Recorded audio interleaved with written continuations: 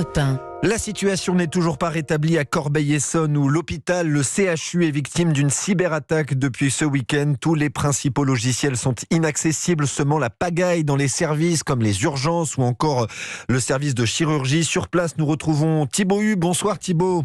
Bonsoir. Le plan blanc est activé depuis hier.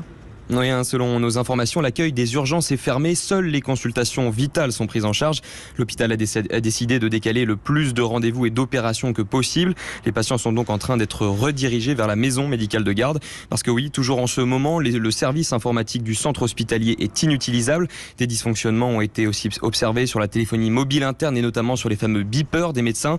Nyangui, une infirmière, a été très surprise de ne pas pouvoir allumer son ordinateur ce matin.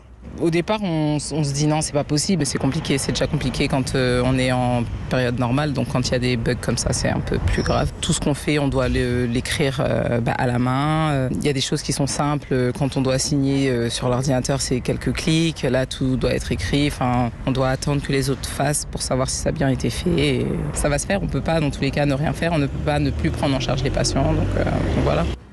Et toujours selon nos informations, une rançon de 10 millions d'euros a été demandée en anglais par les hackers. Ils menacent de divulguer des données privées du personnel médical, mais aussi des patients. Des investigations sont en cours et ont été confiées aux gendarmes du Centre de lutte contre les criminalités. Les dernières informations de Thibaut Hu. Merci Thibaut. Et rappelons que le CHU de Corbeil-Essonnes n'est pas le premier à subir ce type d'attaque informatique. L'an dernier, les hôpitaux de Dax, de Saint-Gaudens et Oloron-Sainte-Marie avaient également subi des piratages informatiques massifs.